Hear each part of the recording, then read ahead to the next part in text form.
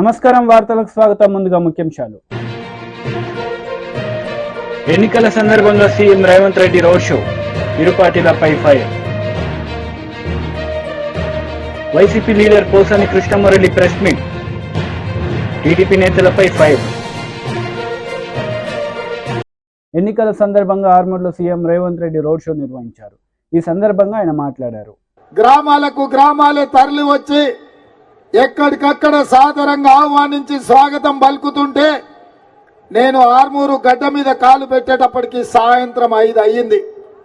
అయినా ఆర్మూరు బిడ్డలు, ఆర్మూరు రైతాంగం, ఆర్మూరు యువకులు మిట్ట మధ్యాహ్నం అన్నం తినకుండా సాయంత్రం అయినా మీరందరూ ఎదురు చూసి ఆనాడు నాకు స్వాగతం పలికి నాకొక ధైర్యాన్ని ఇచ్చి కాంగ్రెస్ పార్టీకి సోనియా గాంధీ గారికి ఒక నమ్మకాన్ని ఇవ్వడంతో శ్రీమతి సోనియా గాంధీ గారు నన్ను కాంగ్రెస్ పార్టీ అధ్యక్షుడిగా నియమించడం జరిగింది. వాస్తవంగా కాంగ్రెస్ పార్టీ అధ్యక్షుడిగా అవకాశం రావడానికి ఆనాడు ఆర్మూర్లో ఈ రైతాంగం చేసిన దీక్ష, ఆనాడు మీరు అండగా నిలబడ్డారు కాబట్టి ఈనాడు పిసిసి అధ్యక్షుడినై రాష్ట్రం నలుమూలలో తిరిగి తండాలలో, గూడాలలో, మారుమూల పల్లెల్లో ప్రతి పేదవాడి తలుపు తట్టి ప్రతి పేదవాడి గుండెకు చేరుకొని ప్రజల్ని సమన్వయం చేసి 4 కోట్ల ప్రజల్ని కాంగ్రెస్ పార్టీ వెంట నడిపించినందుకు ఈనాడు ప్రజలు ఆశీర్వదించి 65 సీట్లు గెలిపించి తెలంగాణ రాష్ట్రానికి ముఖ్యమంత్రిగా చేసి మళ్ళీ ఈరోజు ఆర్మూర్ అంబేద్కర్ చౌరస్తాలో తెలంగాణ రాష్ట్ర ముఖ్యమంత్రిగా మీ ముందల నిలబడి నేను ఈరోజు మాట్లాడుతున్న మిత్రులారా, ఈరోజు నేను ఈ స్థాయికి చేరడానికి ఆనాడు ఆర్మూరు రైతాంగం అండగా నిలబడడమే ఈరోజు ఎంతో ఉపయోగపడ్డది అని చెప్పి నేను మీ ముందు చెప్పదలుచుకున్నా. మిత్రులారా, ఈరోజు మీరు ఆలోచన చేయండి. 2014లో 100 రోజుల్లో చక్కెర కర్మాగారం తెరుస్తా అని మాట ఇచ్చి చంద్రశేఖరరావు కుమార్తె కల్వకుంట్ల కవిత ఎన్నికల బరిలో దిగింది. ఆ ఎన్నికల్లో 100 రోజులు కాదు కదా, 10 ఏళ్లైనా చక్కెర కర్మాగారం తెరవకపోవడంతో ఆనాడు అండగా నిలబడి నిజామాబాద్ నియోజకవర్గం నుంచి పార్లమెంటుకు పంపించిన మీరు ఈ ప్రాంత రైతాంగం వాళ్ళని నమ్మించి మోసం చేసినందుకు, ఈ నిజామాబాద్ ప్రాంత రైతులను నట్టేట ముంచినందుకు అందరూ ఏకతాటిపైకి వచ్చి దాదాపుగా 2019లో 100 మంది నామినేషన్ వేసి మీ ప్రతాపాన్ని చూపించి ఆనాడు మీ రైతాంగంతోని పెట్టుకుంటే, మీకు మాట ఇచ్చి మోసం చేస్తే తప్పకుండా బండకేసి కొడతామని ఆర్మూరు ఈ ప్రాంత రైతులు నిరూపించారు. అదేవిధంగా 2019లో ఒక గుండాయన మీకు బాండ్ పేపర్ రాసిచ్చాడు. 5 రోజుల్లో అధికారంలోకి వచ్చిన వెంటనే ఎంపీగా గెలిచిన 5 దినాలల్లో నిజామాబాద్ పసుపు రైతాంగానికి నిజామాబాద్కు పసుపు బోర్డు తెస్తా అని బాండ్ పేపర్ రాసి ఇవ్వడమే కాదు, రాజ్నాథ్ సింగ్ నాడు వీడికి పిలిపించి మీకు అందరికి మాట ఇప్పించండు.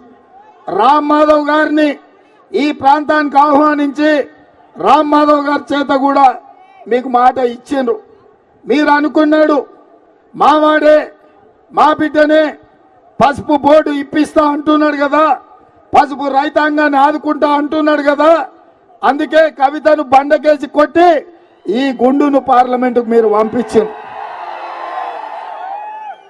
నేను ఇవాళ మా ఆర్మూరు యువకుల్ని నేను అడుగుతున్నా, 5 ఏళ్ళు అయిపోయింది, మోడీ ప్రధానమంత్రి అయి 10 ఏళ్ళు అయిపోయింది, మళ్ళా ప్రధానమంత్రి గారు వచ్చి టీడీపీ ఎమ్మెల్సీ అశోక్ బాబు మీడియా సమావేశం నిర్వహించారు. ఈ సందర్భంగా సీఎం జగన్ పై ఆయన మండిపడ్డారు. రేపు ప్రభుత్వం రాగానే మెగా డిఎస్సి పెడతాం. టీచర్లు లేకుండా, టీచర్లకు ట్రైనింగ్ లేకుండా ఇంగ్లీష్ మీడియం ఎట్లా రన్ అవుద్ది? వాళ్ళని లిక్కర్ షాపుల దగ్గర బాత్రూమ్ ఫోటోలు తీయమని చెప్పి వాళ్ళని అవమానించి వాళ్ళ గౌరవాన్ని గంగలో కలిపి వాళ్ళని సెకండ్ గ్రేడ్ సిటిజన్స్గా ట్రీట్ చేస్తున్న నువ్వు విద్యా విధానం గురించి మాట్లాడతావు. కాబట్టి ఈ రాష్ట్రంలో విద్య నాశనమైనంతగా భారతదేశంలో ఏ రాష్ట్రం కూడా విద్యా వ్యవస్థ నాశనం కాలేదు. దాని కారణం జగన్మోహన్ రెడ్డి మూర్ఖత్వం. అతను నేషనల్ ఎడ్యుకేషన్ పాలసీ తీసుకురావడం వల్ల ఆ స్కూళ్ళన్నీ కూడా మెర్జ్ అయిపోయి అంగన్వాడీలని ప్రైమరీ స్కూల్స్ హై స్కూల్స్గా 2 కిలోమీటర్లో ఉండాల్సిన స్కూళ్ళన్నిటిని కూడా ఎక్కడో పెట్టి పిల్లలు ఎవరు స్కూల్కి వెళ్ళలేని పరిస్థితుల్లో అందరూ ప్రైవేట్ స్కూల్కి వెళ్తే, దగ్గరలో ప్రైవేట్ స్కూల్కి వెళ్తే ఇవాళ ఎడ్యుకేషన్ సిస్టమ్ మొత్తం కొలాప్స్ అయింది. డిఎస్సి లేదు. ఇంకా 5 రోజులు నువ్వు పెట్టేదేంటి, చచ్చేదేంటి? ఈ రకంగా విద్యా వ్యవస్థ నాశనం చేసింది నువ్వు. అసలు ఇంగ్లీష్ మీడియం గురించి నువ్వు మాట్లాడతావేంటి? నీకేం హక్కు ఉంది? ఓ జీవో ఇస్తే అయిపోద్దా? ఆ జీవోతో మేము కూడా ఇచ్చాం. ఆల్ మున్సిపల్ హై స్కూల్స్ వాటిలో ఇంగ్లీష్ మీడియం కావాలని చెప్పి పెడితే నారాయణ గారి టైంలో టీచర్ సంఘాలు వచ్చి రిక్వెస్ట్ చేసినాయి. సార్ ఇలా సడన్గా పెడితే ఎట్టా, మాకు ట్రైనింగ్ సిలబస్ అంతా ఇంగ్లీష్ మీడియంలో ఉండాలి, మాకు ట్రైనింగ్ ఇవ్వాలి, నెక్స్ట్ అకాడమిక్ ఇయర్ నుంచి పెట్టుకోండి, మాకు అబ్జెక్షన్ లేదంటే దాన్ని వాయిదా వేయడం జరిగింది. ఇవాళ నువ్వు జీవో ఇచ్చావు, అయిపోయింది, నీ బాధ్యత అయిపోయింది. ఇంగ్లీష్ మీడియం పెట్టేసాం. దానికి టీడీపీ అడ్డుపడుతుంది. ఇంత దుర్మార్గమైన ప్రచారం బహుశా రాజకీయ వ్యవస్థలో ఎక్కడ చూడలేదు. ఇక మూడోది Aarogyasri.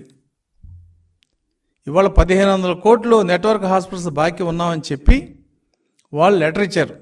ASHA, association of super speciality hospitals.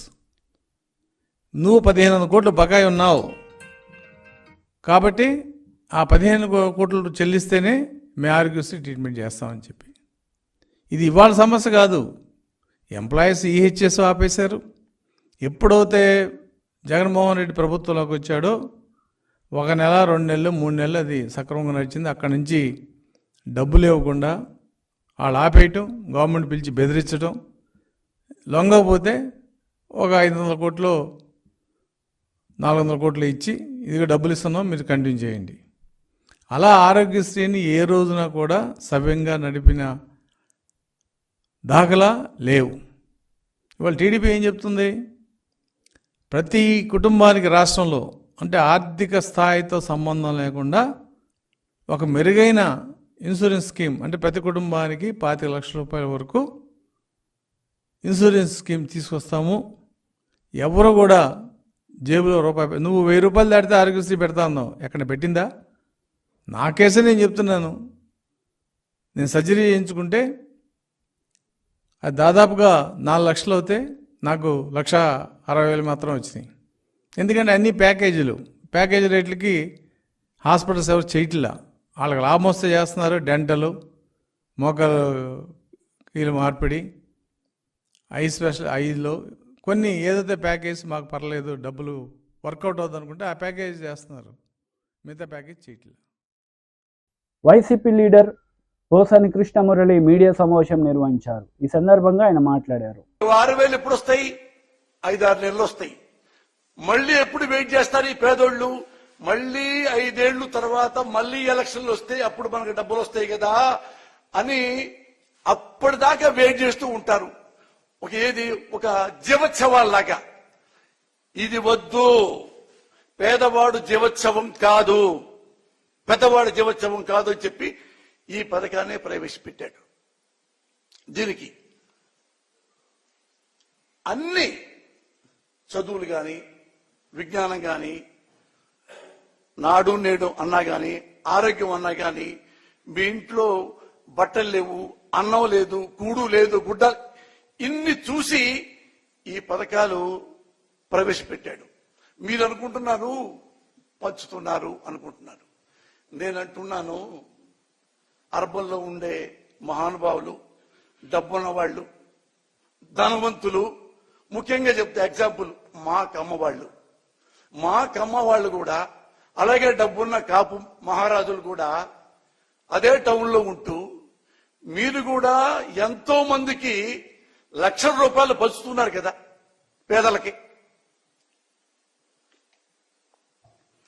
పేదలు, నేను కమ్మవాణ్ణి, అరే ఊళ్ళలో మనకు అమ్మవాడు ఉన్నాడు, వీడు బాగా చదువుతున్నాడు, వీడి డబ్బులు లేవు అని వాడికి 10,000 5,000 ఇచ్చుకుంటూ ఈ మనం ఇస్తే వాడు చదువుకొని మనలాగే పెద్దాడవుతాడు కదా అని వీళ్ళు డబ్బున్న కమ్మవారు డబ్బు లేని పేదవాళ్ళకి, డబ్బున్న కాపు నాయకులు రాజకీయ నాయకులు కాదు, గుంటూరులో ఉన్నారు చూడండి, మన మహానుభావుడు గుంటూరులో తులసి రామచంద్ర ప్రభు, అతను కొన్ని వందల కాదు వేలాది మంది కాపు కుర్రోళ్ళకి, అమ్మాయిలకి, అబ్బాయిలకి తన సొంత డబ్బులతో లక్షల్లో చదివిస్తున్నాడు. అలా మీరు డబ్బులు ఇస్తున్నారు కదా. అలాగే నేనే ఎగ్జాంపుల్, నేను ఇక్కడికి పేదవాడిని, నేను 7th క్లాస్ పెద్దకాకంలో చదివా. ఆ తర్వాత భయం, మా నాన్న బరిగుడ్లు తిప్పుతాడేమో, పొలంలో కూలీకి పంపిస్తాడేమో అంటే మా నాన్న నా ముఖం చూసి బాధపడి ఈ ఏడ బాగా చదివితే బాగుండే అని తీసుకెళ్లి మోతడకలో పెట్టాడు. తెలుసు మీకు మోతడక, ఇక్కడ అమరావతి రోడ్లో. అక్కడ అయిన వాళ్ళు ఇటు నా బిడ్డను చదివించండి, నేను డబ్బులు ఇవ్వలేకపోతున్నానంటే ఆ దయతో 10th క్లాస్ చదివా. 10th క్లాస్ మంచి మార్కులతో పేసా, దగ్గర 1st క్లాస్తో. మళ్ళీ మా నాన్న ఎదురుగా నుంచుంటే మా నాన్న మళ్ళీ నా ముఖంకు చూశాడు. నేను ఇట్ట తలుపుతుంటే మళ్ళీ నేను బరిగుడ్లు కాపిస్తాడేమో అంటే మళ్ళీ తీసుకెళ్లి జేకేసీ కాలేజీ స్టూడెంట్ ఎంకేఆర్ గారు, మారుపూడి కోటేశ్వరరావు గారు, మా పెదకాకని మా నాన్నకి తెలుసు. అరే కోటేశ్వరరావు, వీడు బాగా చదువుతున్నాడు రా, మా దగ్గర డబ్బులు లేవు, నువ్వేమైనా సహాయం చేస్తావా? వాడు నాకు వదిలేయి సుబ్బారావు. ఆయన నన్ను తీసుకెళ్లి జేకేసీ కార్యాలయంలో జరిపించారు. ₹1 కూడా మా దగ్గర లేదు, ప్రామిస్లో ఏమంటే ₹1 కూడా లేదు. అక్కడి నుంచి గుజ్జనగోళ్ళు ఉంది గుంటూరులో, ఎక్కడో జేకేసీ కాలేజీ, మా ఊరు పెదకాకని. ఇక్కడ నుంచి బస్ ఎక్కి వెళ్ళాలి, బస్ స్టాండ్ లో దిగి మళ్ళీ బస్ ఎక్కి జేకేసీ కాలేజీకి వెళ్ళాలి. ₹1.5 ₹2 రోజు అవుతాయి. మా ఇంట్లో పావలా కూడా లేదు. ఎట్టా అంటే పాప ఆ ఎంకేఆర్ గారు నన్ను కమ్మ హాస్టల్లో చేర్పించాడు. కమ్మ హాస్టల్లో చేర్పిస్తే కమ్మ హాస్టల్లో అంత డబ్బులు మనం ఎక్కడ కడతాం? కమ్మ హాస్టల్లో నర్సాపూర్లో మాజీ సీఎం కేసీఆర్ రోడ్ షో నిర్వహించారు. ఈ సందర్భంగా ఆయన ప్రసంగించారు. కోతలైనవి కల్లాలైనవి ఇప్పుడు రైతు బంద్ వేస్తా అంటారు. ఇంతకన్నా పెద్ద జోక్ ఇంకేమైనా ఉంటుందా? కాబట్టి నేను అనేది ఏంటంటే, ఒక తల లేకుండా తోక లేకుండా ఈ ప్రభుత్వం అనేక రకాలుగా తెలంగాణను నష్టపరుస్తూ ఉంది. కరెంటు కోతలు పెట్టడం వల్ల హైదరాబాద్ నగరంలో పరిశ్రమలు వెళ్ళిపోయే పరిస్థితి ఉంది, ఐటీ ఇండస్ట్రీ దెబ్బతినే పరిస్థితి ఉంది. మన నర్సాపూర్ ప్రాంతానికి వస్తే బ్రహ్మాండంగా నేను కోమటి బండల నుంచి ప్రత్యేకమైన లైన్ వేయించిన, మంచినీళ్ళు బాగా రావాలని, కాళేశ్వరం ప్రాజెక్టుతోనే నర్సాపూర్ లింక్ కావాలని, ఇక్కడ 1,50,000 ఎకరాలకు నీళ్లు రావాలని మన శంకరంపేట నుంచి కాలువలు తవ్వుతా ఉన్నారు. అవన్నీ మీ కళ్ళ ముందట్నే ఉన్నాయి. మల్లాన్న సాగర్ నుంచి ఒకసారి నీళ్లు రావడం మొదలైతే నర్సాపూర్ బంగారు తునుక అవుతుంది. దాన్ని మనం ఇవాళ ఈ కాంగ్రెస్ ప్రభుత్వం చేస్తుందనే నమ్మకం నాకు లేదు. దానికోసం ఆ కాలువ పూర్తి కావాలి, మల్లన్న సాగర్ నుంచి బ్రహ్మాండంగా నర్సాపూర్కు నీళ్లు రావాలి అంటే ఎంపీగా వెంకట్రామరెడ్డి సార్ గెలవాలి. ఎందుకంటే మనందరం కలిసి యుద్ధం చేస్తే తప్ప ఈ ప్రభుత్వం నీళ్ళు ఇచ్చేటువంటి ఆచారంలో లేదు. మనకు అర్థమైతా ఉంది. ఏ ఒక్క హామీ నెరవేర్చలే, ఇంకా నెరవేర్చే ఆశ కూడా లేదు. మనకి ఇబ్బంది కలుగుతా ఉంది. అటు విద్యార్థి లోకాన్ని గోల్మాల్ చేసినారు, అన్ని రకాలుగా కూడా ఇబ్బందుల పాలు చేస్తా ఉన్నారు. కేసీఆర్ ఎన్ని రకాలుగా నర్సాపూర్ అభివృద్ధి చేసిండో మీకు తెలుసు. మున్సిపాలిటీకి నేను 25 కోట్ల రూపాయలు ఇచ్చిన, వాటిని కూడా వాపసు తీసుకొని పోతా ఉన్నారు. గ్రామాల డెవలప్మెంట్ కోసం కూడా డబ్బులు ఇచ్చినాం, వాటిని కూడా వాపసు తీసుకొని పోతా ఉన్నారు. ఏ రకంగా కూడా క్యాన్సిల్ చేయడమే తప్ప ఏ విధంగా మనకు ఖచ్చితంగా వాళ్ళు ఇచ్చేటువంటి పరిస్థితి లేదు. మన కొల్చారం మండలంలో మల్లినాథ సూరి పేరు మీద మనం యూనివర్సిటీ పెడదామనుకున్నాం, దాన్ని కూడా చేసే పరిస్థితులలో ఈ కాంగ్రెస్ ప్రభుత్వం లేదు. అదేవిధంగా బీఆర్ఎస్ గవర్నమెంట్ ఉన్నప్పుడు హల్దీ వాగు మీద, మంజీర నది మీద ఎన్ని చెక్ డ్యాములు నేను కట్టించినో మీకు తెలుసు. 10 చెక్ డ్యాములు కట్టినాం, దాంతో పంటలు బ్రహ్మాండంగా పండించుకున్నాం. దాన్నంతా కూడా ఇలా దెబ్బతీసేటువంటి పరిస్థితి వస్తూ ఉంది. అంటే తాగునీళ్లు రావు, సాగునీళ్లు రావు, కరెంటు రాదు, పేదల సంక్షేమం లేదు. ముసలోళ్లకు 2,000 రూపాయలు మనం పెన్షన్ ఇచ్చినాం, వీళ్ళు 4,000 ఇస్తామన్నారు. వచ్చినాయా 4,000 రూపాయలు? వచ్చే నమ్మకం ఉన్నదా? అంటే ఈ విధంగా ఏ ఒక్క హామీ నెరవేర్చలే. ప్రతిదానికి ఏదో కొండి పెట్టడం, తొండి పెట్టడం, అబద్ధాలు చెప్పడం. పైగా వాళ్ళ నాయకుడు రాహుల్ గాంధీ వచ్చి మొన్న నిర్మల్లో మాట్లాడుకుంటూ గవర్నమెంట్ ఆల్రెడీ 2,500 రూపాయలు ఇస్తా ఉన్నదని చెప్పినారు. మహిళలకు, ప్రతి ఇంట్లో మహిళలకు 2,500 ఇస్తామన్నారు. వచ్చిందా? ఒక్కలకు కూడా రాలేదా? నర్సాపూర్ కాడ వచ్చిందట కదా, తెత్తానే మదన్ రెడ్డి కాంగ్రెస్ లో వచ్చిందట కదా, తేలేదా మదన్ రెడ్డి? నిజమా? మరి ఎందుకు పోయిండా మదన్ రెడ్డి?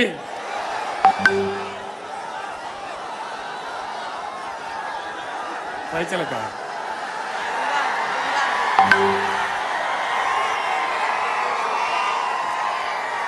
మీ అందరికి కూడా నా చరిత్ర, మదన్ రెడ్డి చరిత్ర తెలుసు. అప్పుడు తెలుగుదేశం ఉన్నప్పుడు ఎమ్మెల్యే ప్రయత్నం చేస్తామంటే ఓడిపోయిండు.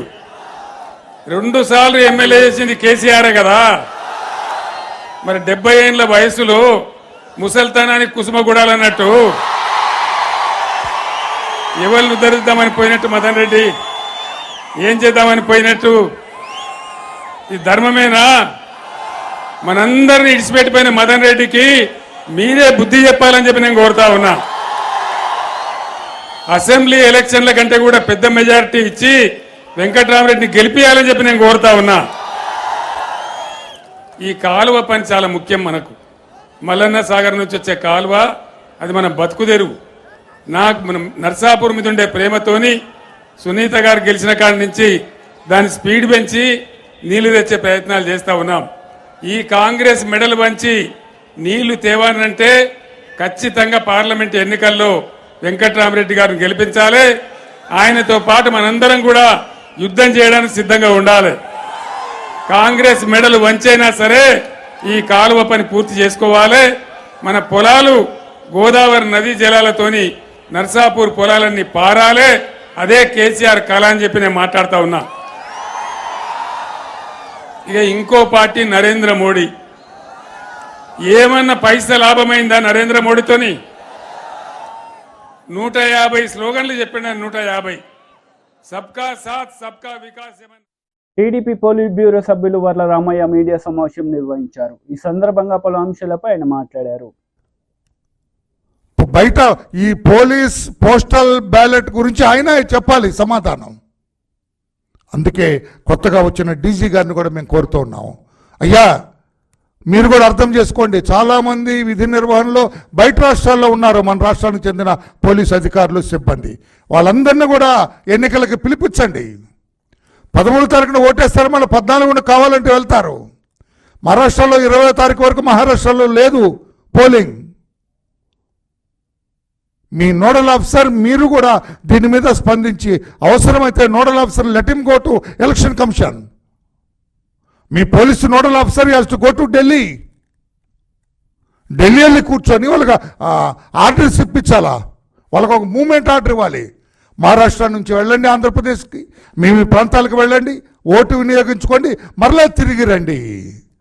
ఒకవేళ అది క్లిష్ట పరిస్థితులు అయినట్లయితే మీరు పోస్టల్ బ్యాలెట్ వినియోగించే అవకాశాన్ని వాళ్ళకు కల్పించండి అని చెప్పి కూడా డీజీ గారిని కోరుతున్నాం. పోలీస్ నోడల్ ఆఫీసర్ ఎవరో వారిని కూడా మేము కోరుతున్నాం. ఏ ఒక్క పోలీస్ అధికారి కూడా, పోలీసు సిబ్బంది కూడా ఓటు వేయకుండా ఉండే పరిస్థితులు ఉండటానికి వీలేదు. ప్రతి పోలీస్ అధికారికి, ప్రతి పోలీస్ సిబ్బందికి కూడా ఓటు వినియోగించే హక్కు కల్పించండి.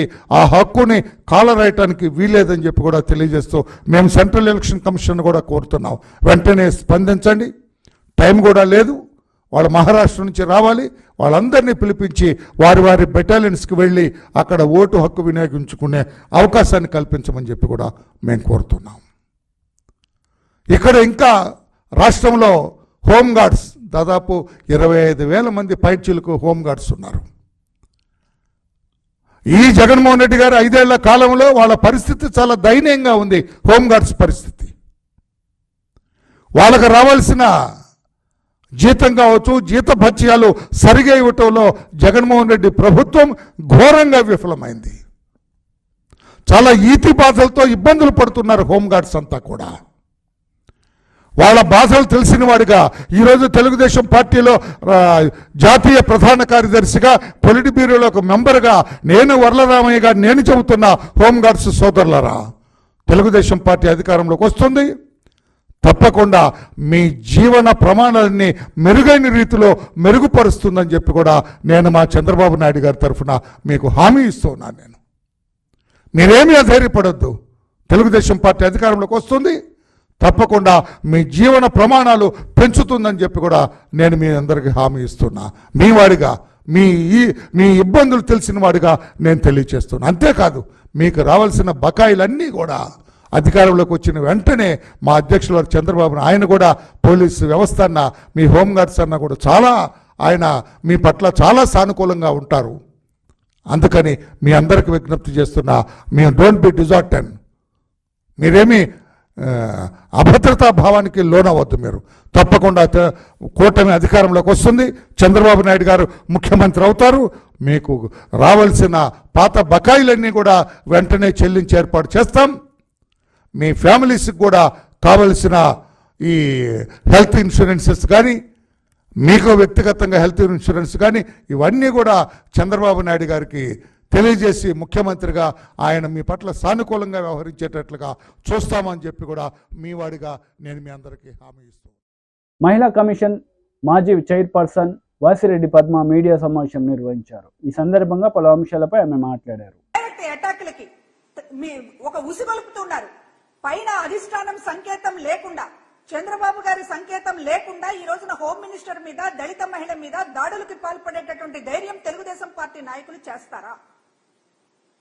ఇది డైరెక్ట్ గా చంద్రబాబు ప్రోద్బలంతో జరుగుతున్నటువంటి దాడులు అనడానికి ఎటువంటి సందేహం ఇవాళ మాకు కలగడం లేదు.